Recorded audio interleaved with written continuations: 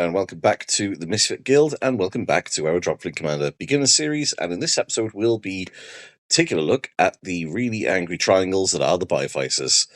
So, if you are new to the game, this is perfect for you. If you're not new to the game and you've got a little experience under your belt and you may be looking at competitive circuit, this isn't going to go into the sort of depths you're looking for. So, this is ideally tuned to beginners who are looking to just pick up the fleet, build their initial couple of points, whether it's 1,000, 1,500, whatever it might be, and get a couple of games in before they start refining stuff. So, Bioficers. Let's take a look at the ship of the line, the Comet. As you can see, you have decent scan range. You've got a decent thrust too. But more importantly, look at that signature. Signature of 3 inches is no joke. You're going to be able to reach out and touch things without reprisal, and you're going to need to do that as well, because if you take a look at your saves, they're distinctly average at 4 up, which is okay. However, that hull, that's a trade. 7 hull is not good. So these ships are similar to the Shaltari, are going to need to be kiting at range, making sure that you're maximizing the distance away from the opponent, but still being able to shoot them, and making sure that you can't be hit in return. And that should be a little easier with the Bioficers, because that signature is, as I said, signature is tiny. A lot of their ships generally only have sort of one big weapon as well, so you won't necessarily need to be going weapons free as frequently with these things. But yeah, they are a little flimsy. So let's take a look and see what other tools we've got in the toolkit for the Bioficers.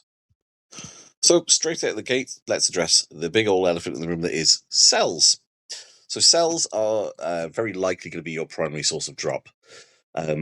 You are going to need to take quite a few of these in order to ensure that not all going to get taken out in one swing. So cells are fantastic in one instance. So a cell is effectively a detachable ship. It is attached to one of your capital ships as you come in on the table. There are also other ships that can take them, but for the most part, they're capital. Your capital ships can launch them as if it's a fighter or a bomber, and once deployed, it's another ship in itself. They are weak. They don't have much in the way of defense. Their hull is 2. So yeah, they are flimsy. What you are going to need to do when you're considering what to do with your drop game is you need to make sure that you've secured safe areas for these to be deployed. And there's a few ways you can do that. So shall we take a look at the next strength of the faction, which is going to be the extremes. They are fantastic at extreme range because they can take some really cheap things like fighters and bombers, send waves and waves of bombers out. They have some decent long-range weaponry that has Reeve, and some other nifty tricks like core damage, or things that have arrest, which I'll cover in a sec. But you've got a nice package of long-range weaponry. What you also have is a really nice package of close action weaponry. So those two extremes that you have are their strengths. They're not so good in the middle of the board, in the mid-table. But if you get this balance right, you can use your screen of close action ships to go in, cause problems, take hits, and weaken the enemy. Behind that screen, then, you've got your cells dropping troops onto the drop sites that you're looking to retain control of. And then behind them again, you've got your long-range ships, which are now either finishing off the ships that your first wave has engaged with, or it's taking sizable bites out of larger stuff with things like the core damage and big old bomber waves. That's how I would look at using these, is use those two extremes to your advantage, and your cells end up sort of floating somewhere in between after you've cleared an area of the board out and there's no reprisal for your cells, because they are fragile. So I've touched on a few things here. Let's go to their assets. So they do have really good access to fighters and bombers, and they're not terribly expensive either on some of these platforms. In fact, they're probably some of the cheaper in the game. Things like the Monarch, that feels like It might even be the cheapest source of bombers in the game. I'm gonna double check that at some stage. But you also have things like the stature, which carries 5 of the things. Is it the stature or the sanctum? It's the sanctum. I do apologise. The stature, I think, is the snipey reedy ship. But yeah, you've got easy access to fighters and bombers. You've got summoner cells, which, in addition to giving you 3 flights of fighters or bombers, any wing that's activated within 4 inches of a summoner cell can be moved and placed 18 inches anywhere else on the table, 18 inches away from the summoner cell. And that's awesome. It also ignores intervening terrain, so you can do this through planetary rings. You can do it through debris fields. But more importantly, if you've waited for your opponent's fighter wings to close, you can now deploy them behind the fighter wings and outside of their thrust range, keeping your big bricks of bombers alive and well, and you can deliver them to the target unhindered. That's quite neat. On the subject of assets, you also have access to light torpedoes, and boy, do you have some access to these. These are everywhere. Light torpedoes, generally speaking, you'll have 2 salvos and you can launch 1 in a turn. They don't persist turn on turn like a standard torpedo. They will be removed from the board at the end of the activation they're launched from. So you do need to make sure they're going to be finding a target and hitting it. Or you can use these for denial. You can place torpedoes in a section of the board you don't want ships to be coming into. Because if they do, then in the asset phase, you're going to be moving torpedoes into them, and that's the end of that, because there's no counter to a torpedo. So you can use these quite niftily as denial pieces. You can also use them for drop, because your light torpedoes have Corruptor 2. So you can board enemy ships, or you could even board space stations with them, and you've got drop troops on your space stations. So there's a lot of strange flexibility in the Bioficers torpedoes. Also, they thrust 12, so that's all right as well. When you consider that you can really reach out and touch people with these, because you can move the parent ship. You can then deploy the cell, or to say it's a torpedo cell you've got. You deploy the torpedo cell, which I believe can be deployed within 6 of that ship. Then the torpedo is deployed within 6 of the cell, and now you've also got 12 inches of thrust. So it's going to find a target more than likely, and you can get quite a lot of these in a list, which is quite neat if you like that sort of thing. You also have really open access to anti-wing weapons. So any of the scythe weapons, which are pretty common across the deck, they can shoot your enemies, fighters, and bombers waves. So if you wanted to take a launch heavy list and just sling waves and waves of bombers everywhere, it's probably worth taking a few ships with scythes, because they can go and shoot the fighters down. Unless, of course, you've got the summoner cells, and you can move them into positions where they're not going to get obliterated. What else have you got access to? There's a neat bit of core damage in and around the lists. Things like your tallies, your times. Some of the battleships have got really good core damage guns. They're called graviton lances, or something similar. They're good. They're nice. So you do have core damage access. You've also got access to arrest, which is usually on the same set of weaponry. If a ship is hit with an arrest weapon, they'll have a number after the arrest value. Let's say you've got arrest 2.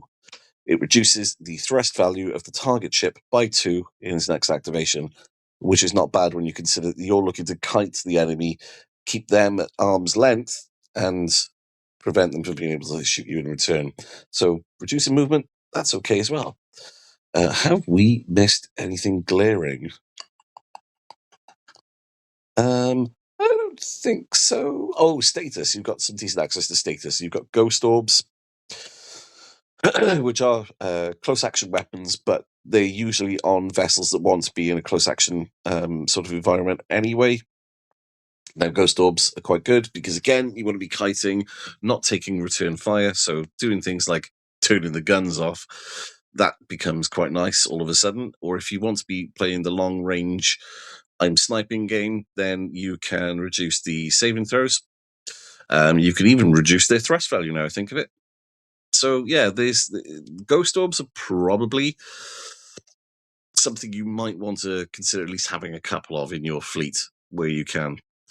I think that's covered most of the good stuff. So you've also got an Admiral ability, which is particularly neat.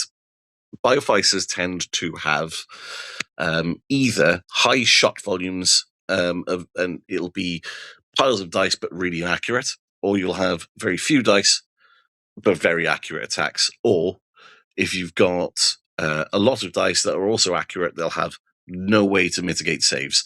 So your opponent's going to be taking full saves and they're probably going to bounce off. But some of the weapons you've got that have high dice volume and low accuracy, you can use Precision Strike, which is one of your Admiral abilities, to improve the lock value of that weapon by 1, which also brings its critical hit value up by 1 as well. So if you got something like, say, a Cacophony that's got 2 big old scythe guns on it that hit on 4s and crit on 6s. Okay, so you've got now 3, you can get them to hit on 3s and crit on 5s. And that features is cells.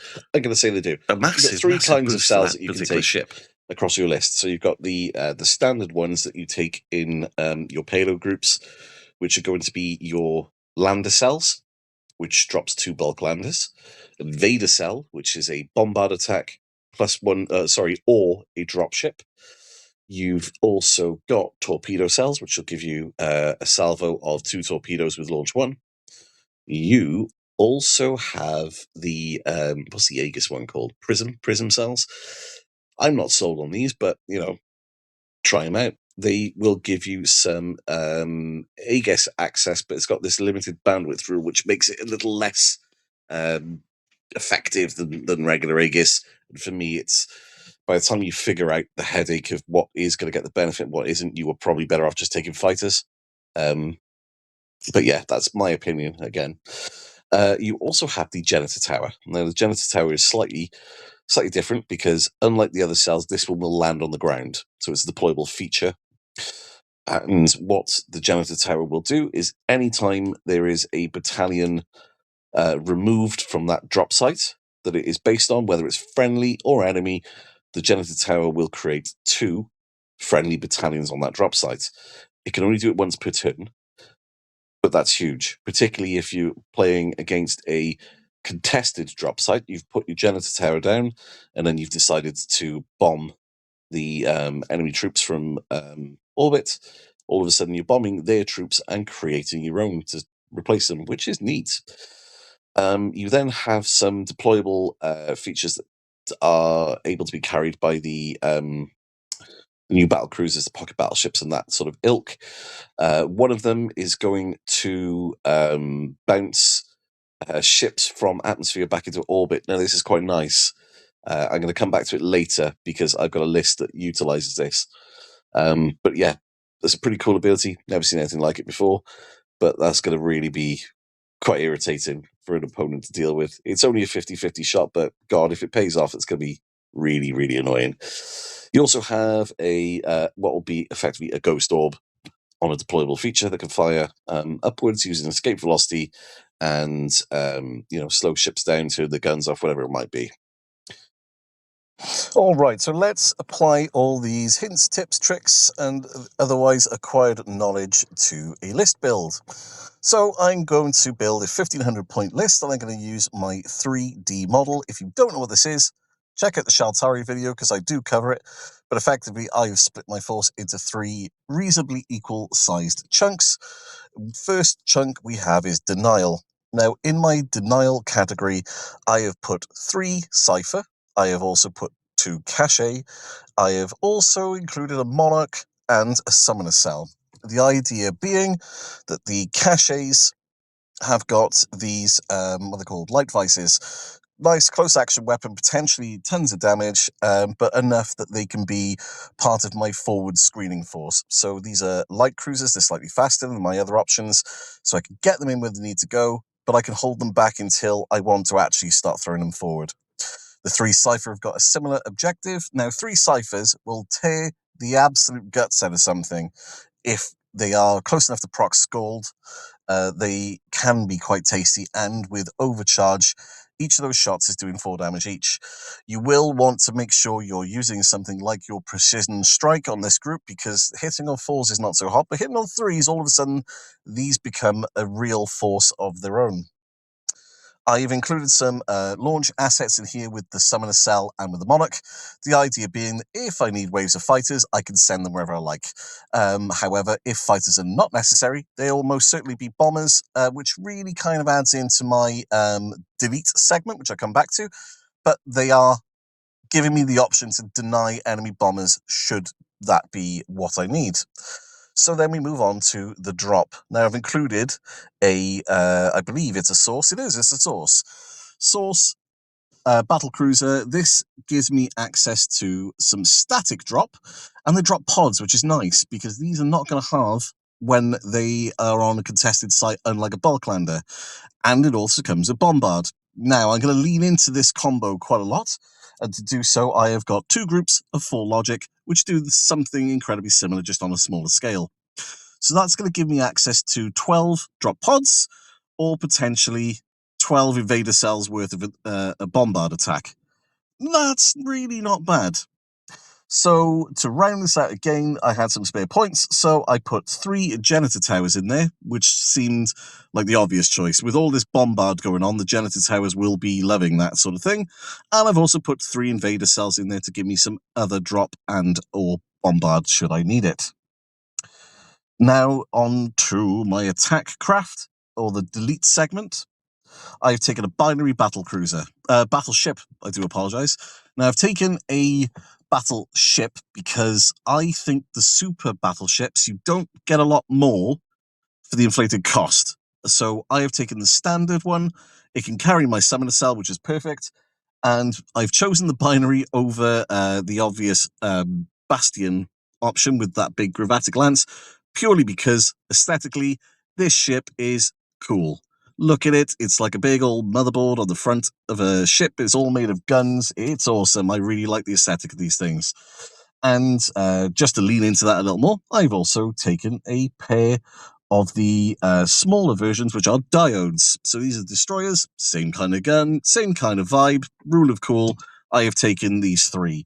Now, there are arguably better options again, but this isn't a competitive list. This is one that I'm building as a beginner's sort of first step to a 1,500 point list, something you can have a bit of fun with, but it's not going to roll over and die.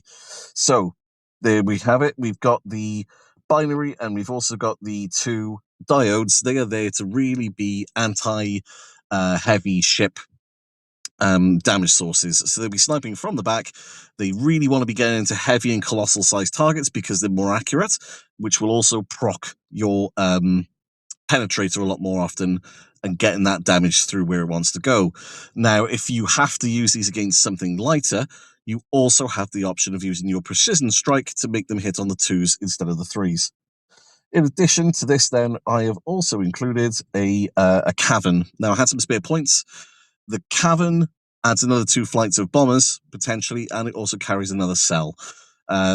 It also gives you access to scythes. Now, if I decide I want to go into bomber waves with this list, because it's got launch 8, that's not nothing. It's got launch 8, and you can kick them 18 inches across the board via the Summoner Cell. So if I'm leaning into bombers, I could use those scythes to hit enemy fighter wings that are too close to any of the bomber waves before I'm ready to launch them into an enemy vessel. But this gives me a nice rounded list. There's some close action. There's some bombard drop. There's quite a lot of bombard and drop, actually. Plus, you've got some launch assets. You've got some long range shooting. You could take sizable bites out of ships of any size or scale. So I think this is well-rounding enough. Now, I have taken the level 3 accumulator because I had points to spare, and to no one's surprise, I've taken Precision Strike as the optional Admiral ability. That is my 1,500 points. Let me know your thoughts on this list. What would you change? What would you do differently? Do you think this is way off the mark, or do you think this is absolutely bang on? I think for a beginner's list, this is probably quite neat. The only real issue I can see is if you are a beginner, getting your hands on 8 logic, that gets pricey pretty quickly because you're going to need 4 small ship boxes. But 4 small ship boxes will also give you access to 4 vertex, which are awesome. You're going to get your diodes. You can build 2 diodes and 2 not disciples. What are the other ones called? Please hold caller. I don't remember. Anyway, Deacon. Deacon? No, that's the gun. Anyway, you can build 2 of the other one, but you won't because, you know, the diodes are amazing. They look so cool, so don't bother. But anyway, you get the gist. You get all the light ships you're ever going to need. It is a big cost, but, you know, hey, what else are you going to spend it on? Another war game? May as well spend it on this one, right? So, yeah, anyway, rabbited on enough. If you liked this content, if you like this format, if you want me to continue doing the beginner series, please like, comment, subscribe, let me know. Any feedback you've got is really, really heavily appreciated, and keep your eyes open because at some point I will do the top 10 ships video for this particular faction, my top 10 favorite ones. And I'll also be rolling into the PHR faction focus. And following that, we'll do Scourge, followed by Resistance, followed by UCM. Hope you've enjoyed. Thank you very much. Thanks for watching. Take it easy. Thank you and good night.